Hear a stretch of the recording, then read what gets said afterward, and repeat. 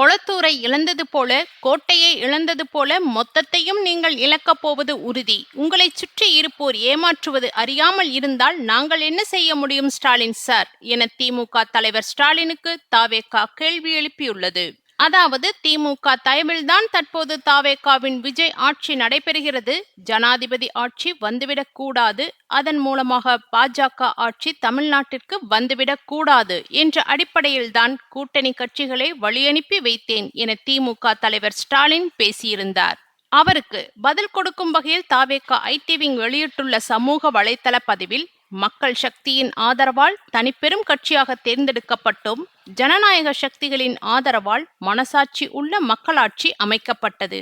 மக்களின் ஜனநாயக முறையிலான தீர்ப்பை மதித்து ஜனநாயக சக்திகள் எங்களுக்கு துணை நிற்கின்றன. ஆட்சி என்றால் தனக்கு மட்டுமே, அதிகாரம் என்றால் தன் குடும்பத்திற்கு மட்டுமே என்று சிலர் இருக்கிறார்கள். நாங்கள் அப்படியா இருக்கிறோம்? ஆதரவளித்த ஜனநாயக சக்திகளுக்கு முழு மனத்துடன் ஆட்சியில் பங்கையும் அதிகார பகிர்வையும் அளித்தோம். கூட்டணி என்ற பெயரில் உடனிருக்கும் கட்சிகளின் மீது சவாரி செய்து அரசியல் ஆதாயங்களை மட்டும் அனுபவிக்கும் சுயநலம் மட்டுமே கொண்ட தீய சக்தி நாங்கள் அல்ல.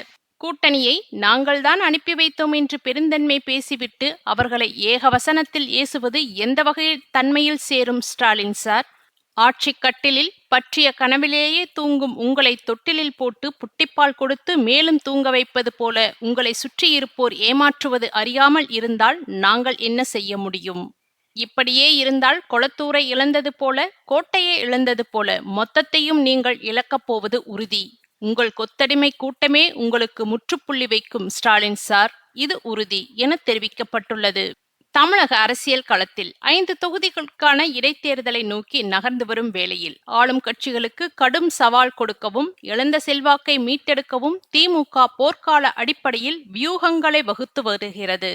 திருச்சி கிழக்கு உள்ளிட்ட 5 தொகுதிகளில் நடைபெறவிருக்கும் இந்த இடைத்தேர்தலில் இளைஞர்களை கவரும் வகையில் புதிய முகங்களுக்கு வாய்ப்பளிக்க முடிவெடுக்கப்பட்டுள்ளது. சமீப கால அரசியல் மாற்றங்கள் மற்றும் தாவேகா போன்ற கட்சிகளின் இளைஞர் ஈர்ப்பு வியூகங்களை முறியடிக்கும் வகையில் திமுக தனது வேட்பாளர் தேர்வில் அதிரடி மாற்றத்தை கொண்டு வந்துள்ளது. திருச்சி கிழக்கு உள்ளிட்ட 5 இடைத்தேர்தல் தொகுதிகளிலும் இந்த முறை மூத்த நிர்வாகிகளை தவிர்த்துவிட்டு துடிப்புடன் செயல்படும் இளைஞர்களுக்கு சீட் கொடுக்க திமுக தலைமை முடிவு செய்துள்ளது. தேர்தல் பணிகளை தொய்வில்லாமல் கொண்டு செல்லவும், கள நிலவரங்களை சரியாக கையாளவும் இந்த 5 தொகுதிகளுக்கான தேர்தல் பொறுப்பாளர்களாக திமுகவின் மிக மூத்த தலைவர்களான முன்னாள் அமைச்சர்கள் 2 நியமிக்க தலைமை தீவிர ஆலோசனை நடத்தி வருகிறது.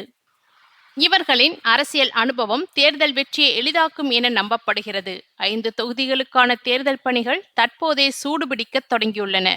குறிப்பாக அம்பாசமுத்திரம் தொகுதியை கைப்பற்ற திமுக ஏற்கனவே தனது முக்கிய தலைவர்களை களமிறக்கியுள்ளது. அம்பாசமுத்திரம் தொகுதியில் ஏற்கனவே அனிதா ராதாகிருஷ்ணன், ராஜ கண்ணப்பன், ஆஸ்டின் ஆகியோரை பொறுப்பாளர்களாக நியமித்துள்ளது.